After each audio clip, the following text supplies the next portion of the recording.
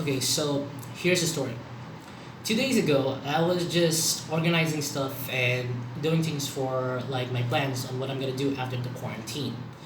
I have a dance studio, I teach dance classes and also Zoom classes with my mom. Now, around the time in the afternoon, I got a call from a friend. He is a visual novel aficionado and he likes playing visual novels. He called me and told me if I know a game called A Summer's End Hong Kong 1986. I told him I don't know. So he told me to search it up. I checked it out over at what's this YouTube. I looked at there's a trailer for it, so I checked it, and I was immediately grabbed by the aesthetics of the art style, the music, and pretty much the vaporwave and 80s esque feel that it has to it. I was so interested. Then my friend said, "Go ahead, bro, buy it. It's just like 15 bucks or so over at Steam." And I was like, "Bro, I am broke. I don't have any cash. I don't even have cash for my college, nor do I have like profit from this entire quarantine because I was shut down by the government to not do stuff." So he offered me like, how would I buy the game? I was like, for real? Then okay, whatever. I went with it.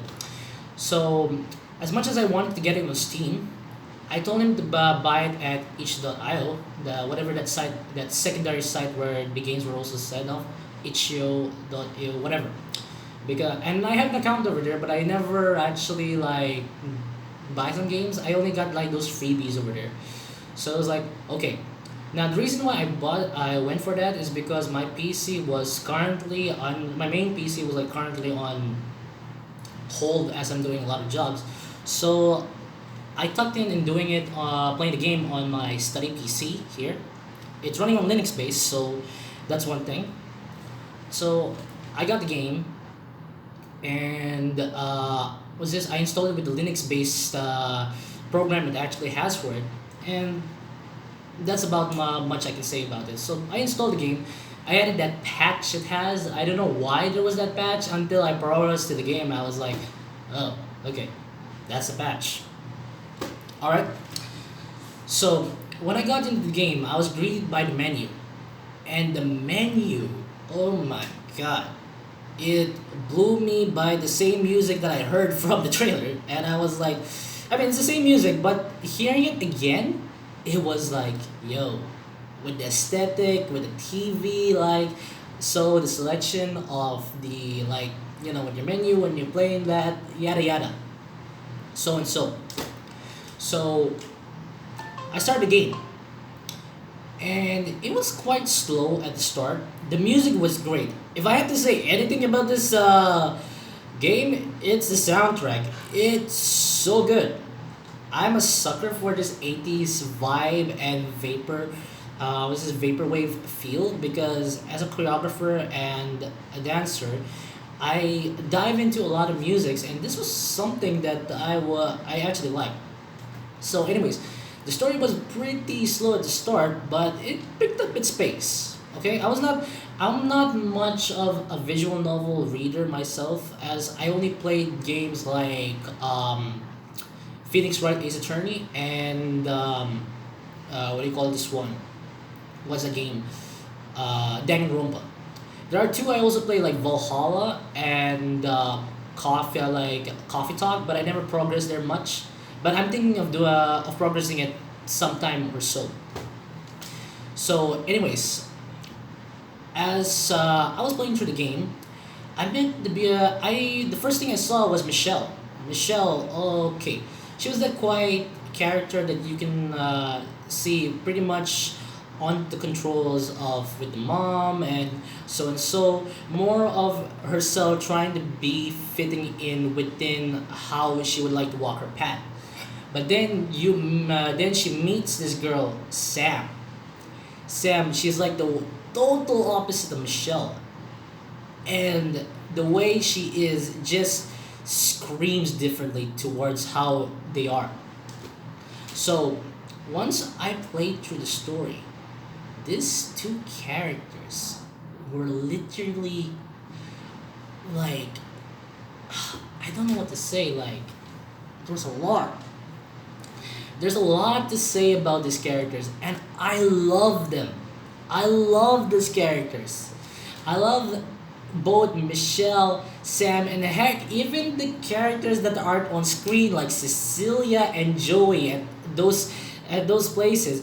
It was still a very cool developed characters that I've seen through this game. I'm okay. I'm sorry. I'm not a reviewer or so. I'm just trying to describe what I have, and I'm just saying that you guys have to buy this game. Like, come on, get this game. Anyways, what I was saying, the story was so powerful. I don't want to spoil it. You have to experience it by yourself. But the story, the romance that you're gonna get from this one between Sam and Michelle. Oh my God, it's just over the roof. I've never experienced something like this. Okay, I've never played a visual novel with this much passion. Like, the story is so good, it got me right to my heart. I was gut wrenched, but every dialogue. I mean, not. I mean the story itself, but seriously, the dialogue, the talk, the feel, everything was taking me right at the gut. Like, man, and I would like to say that all the things that we're talking about, music and about those previous artists around that time, like the music that Sam was listening to in her like Sony Walkman, but it's not Sony Walkman, but you know it's a Sony Walkman because it's a Sony Walkman. A lot of things. Like there's a lot of things. I I like everything that this game offers. The story is what drives this game. Like it drives it so well. I can't say it because like the message it tries to give you and how they use the setting Hong Kong, like the place, how it was back then. I've never been to this place. I've never seen what it's like to be in the 80s. I don't even know what the 80s look like. But when I played this game, it felt like I was part of the world. It felt like I was there. It felt like I was at the streets of Hong Kong, Kula, whatever, but it felt like I was there. The setting, the music brought me into that place. And when I was having my earphones on, I sometimes bend myself at the back, like this, closing my eyes. And once I hear those tracks, whether it's in Sam's apartment, whether it's in the market, whether it's in the office, whether it's in the subway, oh wait, is that the train? I can't remember. Whatever, subway or what, so it blew me. Like, it blew me. It blew me. I thought I was like in the city itself. I wanted to be in that position. I want to be there experiencing the whole entire 80s of Hong Kong. The music got me. And not only that the music got me, it also delivered me where this story wants me to be in. I like the chemistry that Michelle and Sam. I like to say Michelle and Sam because this is basically Michelle and hey. But the chemistry between these characters is so much. Okay, it was so much. It was too wholesome. The whole story is wholesome. Okay, it's way too much. I don't know. It was a lot. It was a lot to take in. I love it.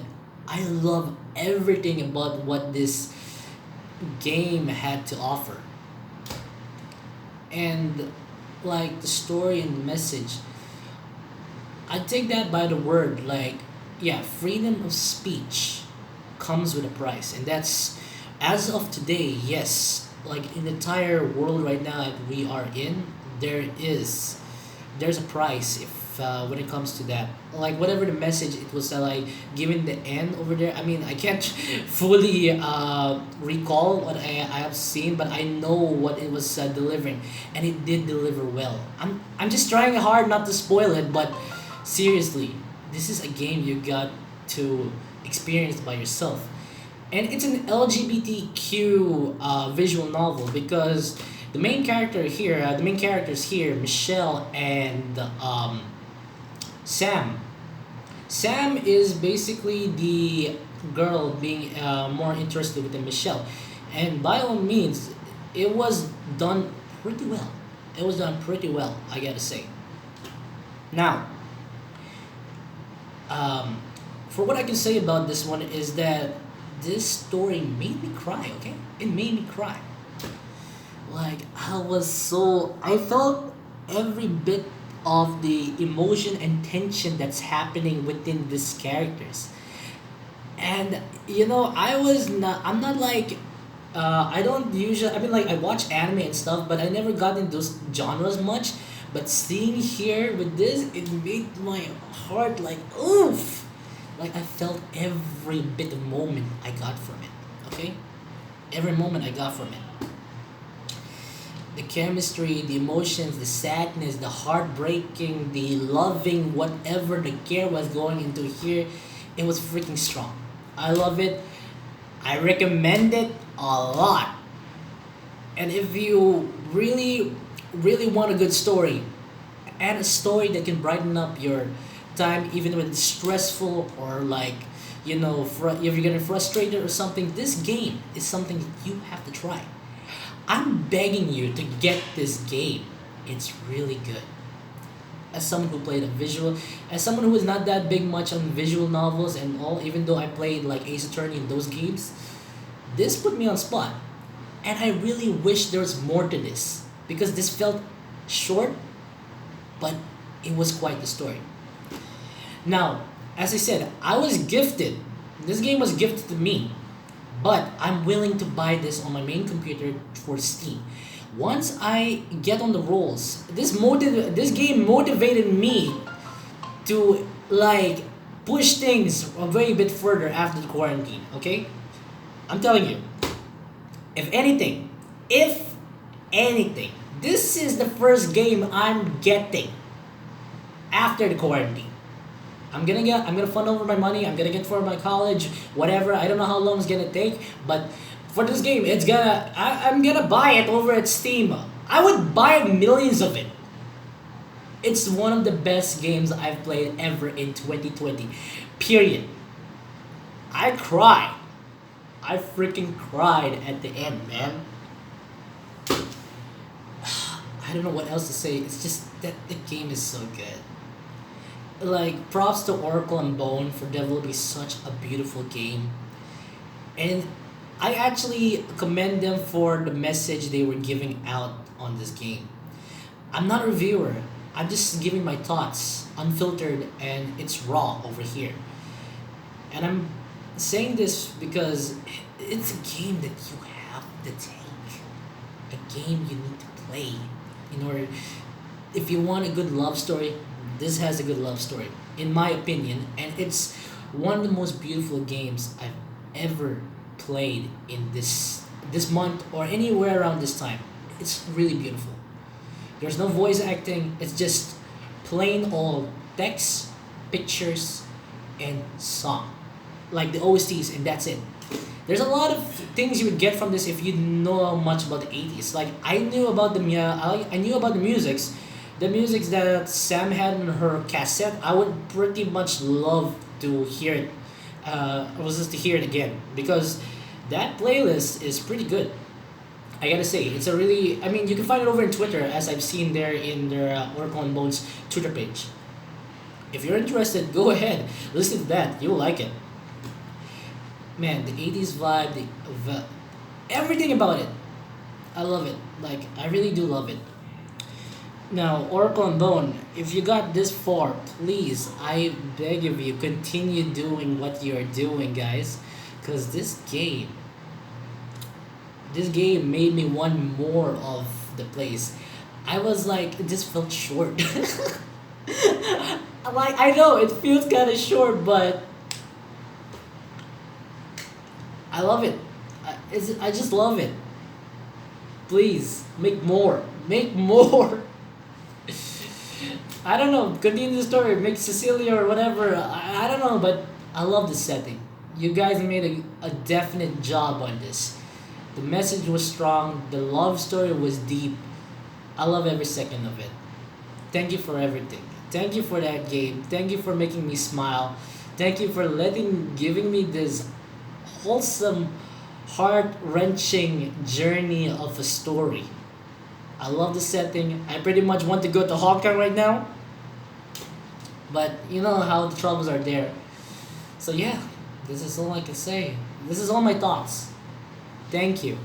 Thank you for this game. It's a pleasure playing this game. I thank my friend for buying me this game.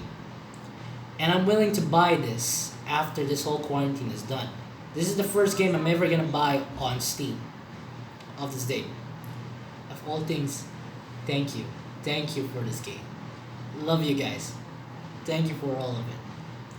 Now, for all of you people out there, buy this game. You will not regret it. This is my thoughts on A Summer's End, Hong Kong 1986. And this is probably gonna be big to upload over to Twitter, so I'm gonna probably just put this on YouTube.